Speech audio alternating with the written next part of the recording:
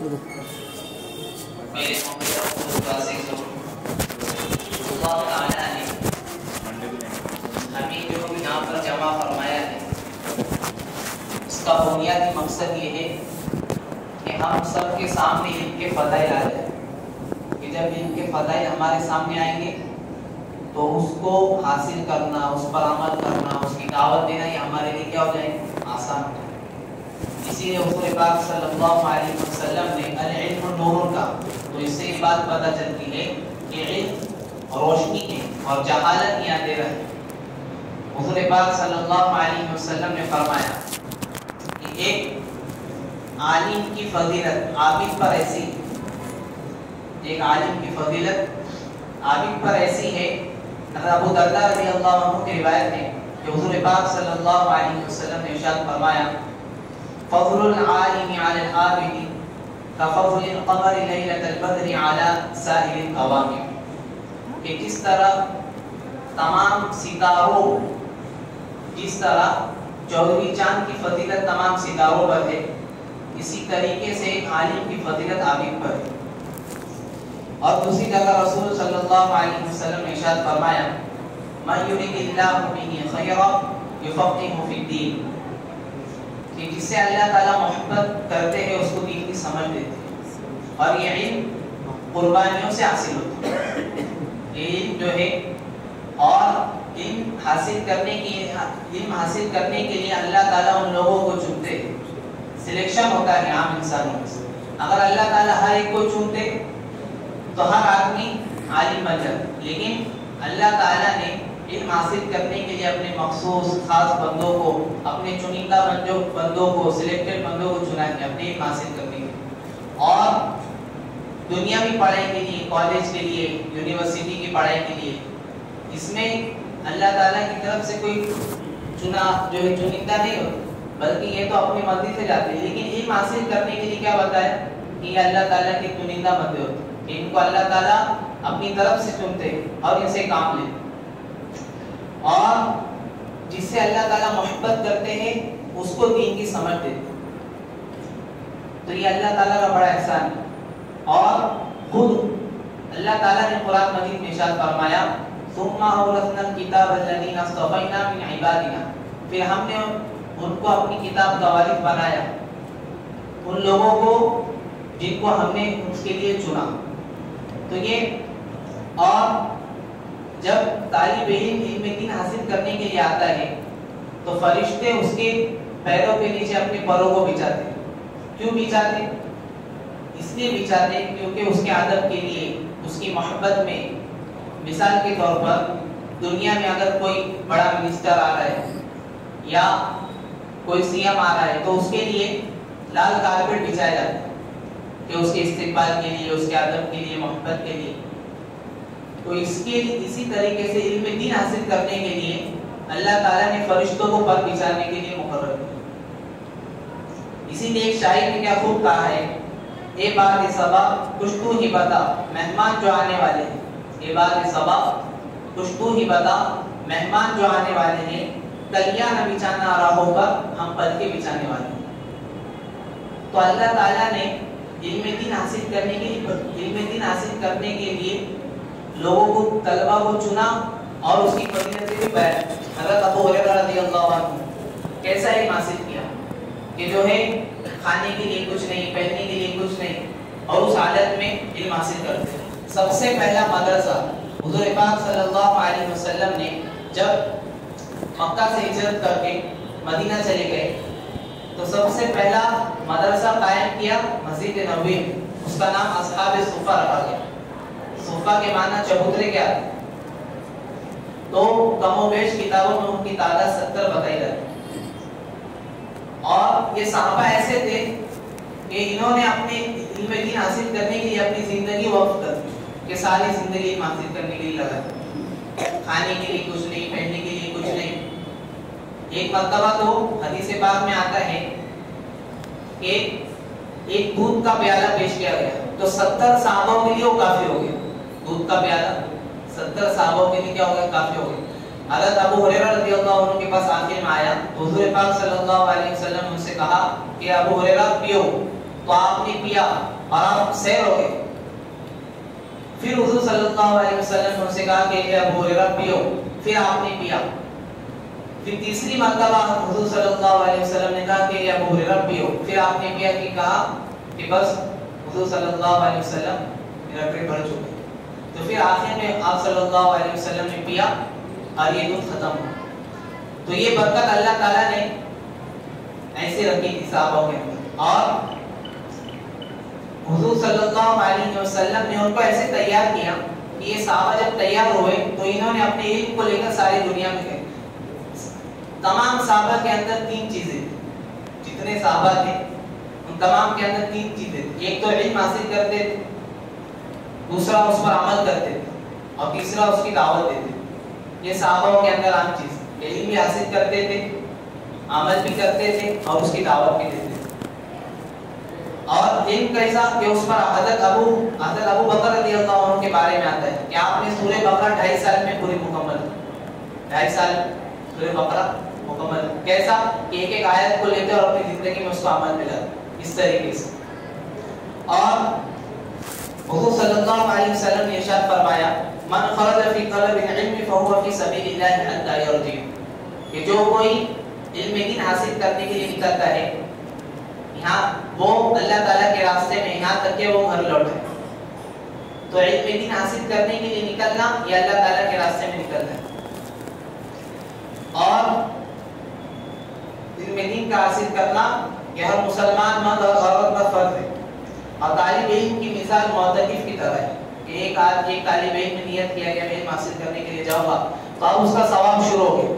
اب جب تک وہ گھر پہ نہ لوٹائے گا اس کا ثواب، اب وہ مدرسے میں آ کر جو ہے آرام کر رہا یا اپنی ضرورت پوری کر رہا یا جو بھی کام کر رہا تو اس کا یہ جو ہے ثواب میں شمار ہوگا.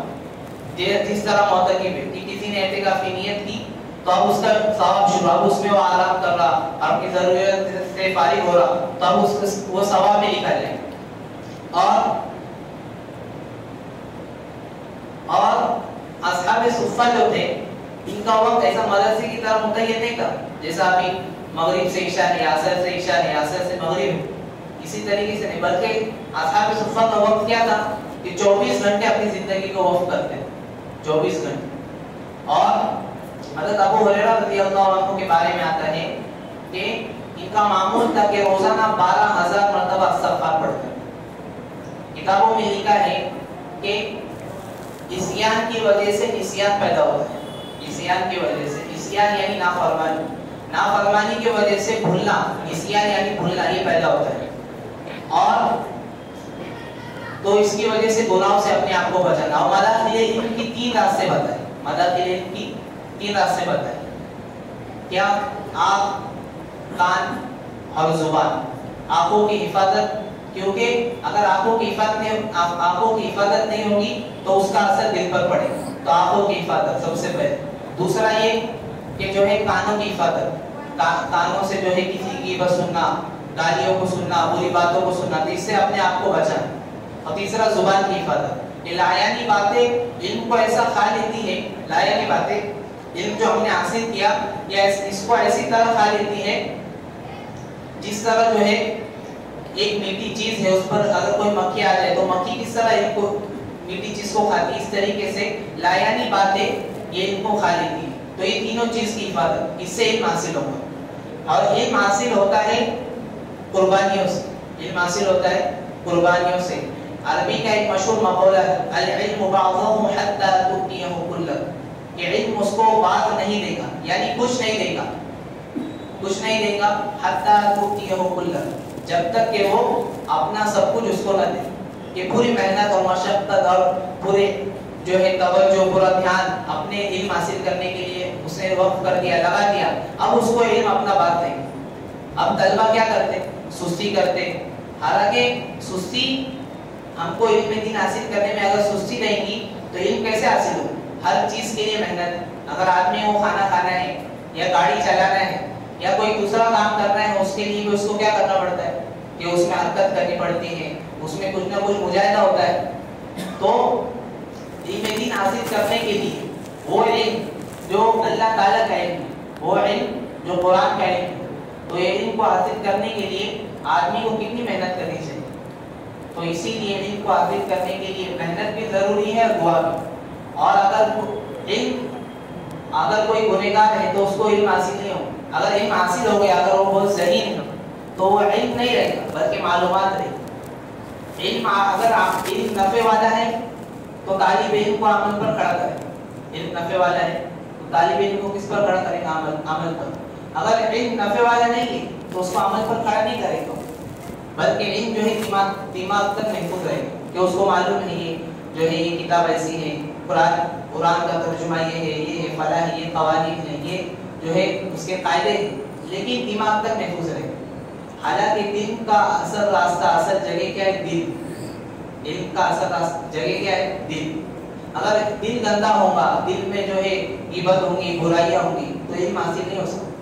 اس کی مثال علماء نے بہترین پیش کی. ایک پیشاب کا پاخانے کا پیالہ ہے، اگرچہ وہ صاف ہے، نیا خرید کر رہا ہے، لیکن اس میں دودھ کو پینا کوئی پسند کرے گا نہیں. کیوں؟ کیونکہ لوگوں کو معلوم ہے پاخانے کا پیالہ ہے. تو اسی طریقے سے علم جو ہے کیسا حاصل ہوتا ہے؟ اگر کسی کا دل صاف ہے تو اس کو علم حاصل ہوگا. اور صحابہ رضی اللہ عنہ نے ان کو ایسے حاصل کیا کہ خود اللہ تعالیٰ نے ان کی تعریف فرمائی. اللہ تعالیٰ نے ابھی دنیا میں اگر کوئی عصری تعلیم حاصل کر رہا ہے، کالج کی، یونیورسٹی کی، تو اب جو وہ فن حاصل کرتا ہے، جو کتابیں پڑھتا ہے، تو اس کا امتحان لیا جاتا ہے. ٹیچر لوگ لیتے ہیں، سر لوگ لیتے ہیں، پرنسپل، اور متعین کیے جاتے ہیں مبتدئ، تو ان کا امتحان لیا جاتا ہے. لیکن صحابہ کا امتحان اللہ تعالیٰ نے لیا. صحابہ کا امتحان کس نے لیا؟ براہ راست اللہ نے. اور کیسا لیا کہ اللہ تعالیٰ نے ان کو دلوں کو دیکھا، اور خود پھر اللہ تعالیٰ نے کیا کہا کہ رضی اللہ عنہ و رضوا عنہ، کہ وہ ہم سے راضی ہو گئے اور ہم ان سے راضی ہو گئے. تو یہ صحابہ ہے کہ آپ ایسا علم حاصل کیا اور ایسا عمل کیا، ایسی دعوت دی کہ اللہ تعالیٰ نے ان کی مثال بیان.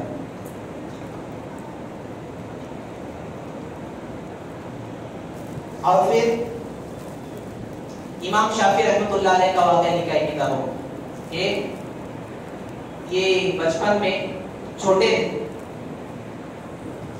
تو یہ جو ہے حج مکہ میں رہتے تھے والدہ کے ساتھ. ابا کا انتقال ہو چکا تھا بچپن میں، تو یہ حج کر رہے تھے. حج کرتے کرتے ایک بزرگ ان کو ملے. اب جب بزرگ ان کو ملے، انہوں نے ان سے پوچھا کہ آپ حضرت امام شافعی سے کہا کہ آپ کیا کرتے ہیں، آپ کہاں کے رہنے والے ہیں؟ تو انہوں نے کہا کہ میں مکہ کا رہنے والا ہوں. پھر ان سے پوری تفصیل پوچھی، پھر ان کو جو ہے دعوت پر مدعو کیا کہ ہمارے ساتھ تھوڑا کھانا کھا لیں. تو بولاتے ہی جو ہے امام شافعی ان کے ساتھ چلے گئے اور دسترخوان پر بیٹھ گئے. اب وہ بزرگ نے جو ہے 2 روٹیاں نکالی، سوکھی روٹیاں نکالی اور پیش کیا. اب امام شافعی رحمۃ اللہ علیہ بلا تکلف جو ہے روٹی لے کر کھانا شروع ہو. وہ بزرگ دیکھتے رہے، وہ سوچنے لگے. انہوں نے امام شافعی سے کہا کہ آپ جو ہے قریشی لگتے ہیں. تو امام شافعی رحمۃ اللہ علیہ نے ان سے کہا کہ ہاں میں قریشی ہوں. تو کہا کہ آپ کو کیسے پتا چلا؟ تو کہا کہ جو قریشی لوگ ہوتے ہیں یہ بلا تکلف جو ہے کھانے میں بھی جو ہے شرماتے نہیں اور کھلانے میں بھی شرماتے نہیں. تو پھر وہ بزرگ نے ان سے کہا کہ ہم جو یہاں پر حج کے لیے آئے ہوئے تھے مدینہ سے، اور ہمیں اب واپس سے حج کرنے کے بعد مدینہ جانا ہے. تو امام شافعی رحمۃ اللہ علیہ نے جو ہے سنا تھا کہ جو ہے یہ مدینہ میں ایک امام ہے، امام مالک، یہ جو ہے مسجد نبوی میں جو ہے درس دیتے علم حدیثوں کا جو ہے حدیثیں پڑھاتے ہیں، حدیثوں کی مجلس کرتی ہیں. تو انہوں نے ان سے پوچھا کہ میں نے سنا ہے کہ جو ہے مدینہ میں ایک امام ہے، وہ علم حدیث پڑھاتے ہیں. تو وہ بزرگ کہنے لگے جی ہاں وہ امام ہے، بڑے امام. تو امام شافعی رحمۃ اللہ علیہ ان سے کہنے لگے کہ جو ہے میں بھی آنا چاہتا ہوں. تو وہ بزرگ کہنے لگے کہ جو ہے آپ ہمارے ساتھ چل سکتے ہیں. ہمارے ساتھ ایک پہلے زمانے میں قافلہ رہا کرتے تھے. تو ایک اونٹ والا جو ہے اس کا وہ فوت ہو چکے، تو ان کی سواری خالی ہے، اس پر بیٹھ کر آپ جو ہے مدینہ ہمارے ساتھ چل سکتے ہیں. تو یہ بہت خوش ہو گئے. ابھی انہوں نے جو ہے اپنا سامان لیا، اپنی والدہ کے پاس گئے اور ایک جوڑا لیا اور جو ہے سفر کے لیے چل گئے. اور پہلے زمانے میں سواریاں ہوا کرتی تھی، گاڑی وغیرہ کچھ رہتی تھی نہیں، تو وہ جو ہے علم حاصل کرنے کے لیے نکل گئے. اب 18 دن کا سفر کیا. کتنے دنوں کا؟ 18 دنوں. اور امام شافعی رحمۃ اللہ علیہ خود فرماتے ہیں کہ میں نے 18 دنوں میں 18 قرآن کو مکمل کیا. 18 دنوں میں. اور پہلے زمانے میں سفر کیسا ہوتا تھا؟ پہاڑ پر ایک جگہ سے چڑھتے تھے اور دوسری جگہ سے اترتے تھے. اتنا مشکلات والا سفر، اور اس میں 18 قرآن کو ختم کیا. اب جب وہاں پر گئے مدینہ میں جاتے ہی جو ہے انہوں نے دیکھا کہ حدیث کا درس چالو ہے. ایک بڑے بزرگ جو ہے حدیث پڑھا رہے. تو وہ امام مالک رحمۃ اللہ علیہ نے پڑھانا شروع کیا. اب امام شافعی رحمۃ اللہ علیہ جو بیٹھے نیچے، بیٹھتے ہی طلبہ کو دیکھا کہ طلبہ جو ہے حدیثیں لکھ رہے. یعنی کہ امام مالک رحمۃ اللہ علیہ املا کرا رہے. املا اس چیز کو بولتے ہیں کہ استاد اگر کسی چیز کو پڑھا رہے تو طلبہ اس کو لکھتے ہیں. تو امام مالک رحمۃ اللہ علیہ حدیثوں کا املا کرا رہے تو طلبہ جو ہے حدیثوں کو لکھ رہے تھے. تو تمام سارے طلبہ جو ہے اپنے اپنے حدیثوں کو لکھنا شروع کیا. امام شافعی رحمۃ اللہ علیہ چھوٹے تھے اور ان کے پاس لکھنے کے لیے کچھ نہیں تھا. تو یہ انہوں نے سوچا، پھر انہوں نے دیکھا کہ وہاں پر تکہ پڑا ہوا ہے. اب انہوں نے وہ تکے کو اٹھایا اور اٹھا کر جو ہے اپنے ہتھیلی پر یہ ہاتھ پر لکھنا شروع کیا. تو امام مالک رحمۃ اللہ علیہ نے ان کو دیکھا کہ یہ بچہ جو ہے یہاں پر آگے بیٹھا ہے اور یہ پین نہیں ہے اس کے ہاتھ میں، قلم اور جو ہے کتاب نہیں ہے اور یہ لکھ رہا ہے. تو امام مالک رحمۃ اللہ علیہ نے اس سے کچھ نہیں کہا. اب جب حدیث کا درس پورا ہوا تو ان سے بلایا اور پوچھا کہ آپ کیا کر رہے ہیں. تو امام شافعی رحمۃ اللہ علیہ نے ان سے کہا کہ جو ہے میں حدیث لکھ رہا تھا. تو بولے کہ بتاؤ حدیث کہاں پر لکھی ہوئی. تو امام شافعی رحمۃ اللہ علیہ نے اپنے ہاتھ دکھایا تو کچھ لکھا ہوا نہیں تھا.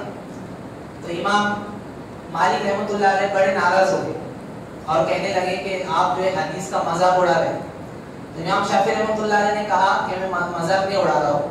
آپ نے جتنے حدیثیں لکھائی وہ روایت کے ساتھ سند کے ساتھ میں نے لکھا ہوا ہوں، بلکہ میں اپنے ہاتھ پر نہیں لکھ رہا تھا، میں اپنے دل پر لکھ رہا تھا اسے.